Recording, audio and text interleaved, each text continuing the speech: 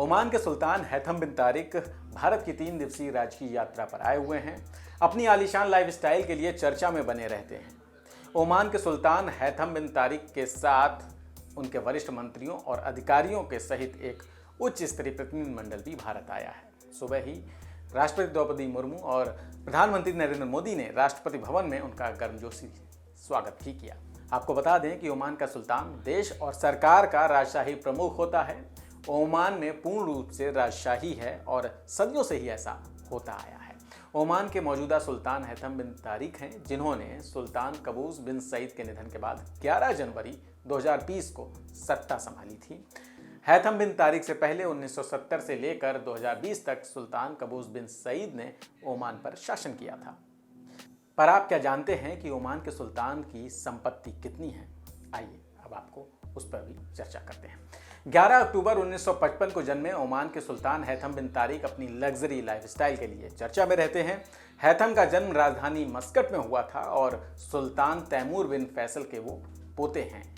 हैथम के 6 भाई और 2 सौतेली बहनें हैं। उनके भाई असद बिन तारिक संबंध और अंतर्राष्ट्रीय सहयोग मामलों में उप प्रधानमंत्री हैं। ओमान के सुल्तान हैथम बिन तारिक ने 1989 में सैयदा अहद बिन्त अब्दुल्ला बिन हमद अल बैसुदिया से निकाह किया था।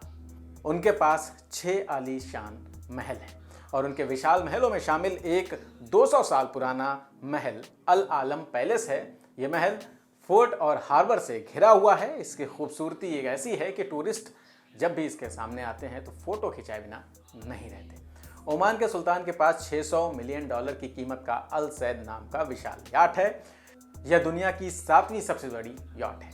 शाही परिवार के पास इंग्लैंड में कम से कम 9 महल हैं, जिनकी कीमत करीब $100 मिलियन है। ओमान की रॉयल फ्लाइट में शाही उपयोग के लिए 7 सरकारी विमान हैं। शाही परिवार के पास अलग अलग 3 बोइंग 747 और 2 एयरबस A320S जैसे अत्याधुनिक निजी जेट भी। तो वहीं gulf stream G550, Lockheed Martin C-130 super Hercules और $27 मिलियन मूल्य के Eurocopter EC-225 super Puma second और यूरोकॉप्टर AS-550 फेनेक जैसे हेलीकॉप्टर भी हैं। तो वहीं जो आलीशान महल है, वहां पे मैदान में एक पूल, स्पा, दीवारों वाले शानदार गार्डन के साथ ही एक गेस्ट के लिए विला भी है। इसे 16वीं शताब्दी में पुर्तगालियों द्वारा बनाया गया था। इस महल ने इंग्लैंड की रानी किंग चार्ल्स और डचेस ऑफ कार्निवल और नीदरलैंड की रानी जैसे राजाओं की मेजबानी भी की है। सुल्तान हैथम बिन तारिक की बीवी ने 2020 में ओमानी दिवस पर अपना पहला सार्वजनिक भाषण दिया था। उन्होंने खाड़ी देश में महिलाओं के लिए नए मार्ग को प्रशस्त भी किया था। वो समाजशास्त्र में डिग्री धारक हैं। उन्होंने मस्कट के दक्षिण में निज़वा में सैकड़ों महिला पुलिस अधिकारियों के स्नातक समारोह में भाग लेकर देश की महिलाओं का समर्थन किया था।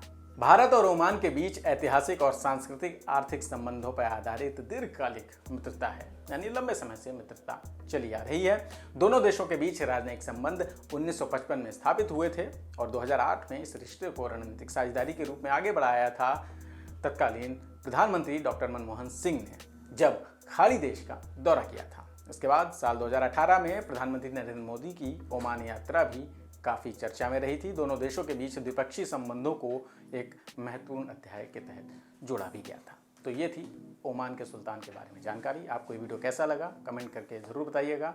चैनल को सब्सक्राइब कर लीजिएगा। फिर मिलेंगे। नमस्कार।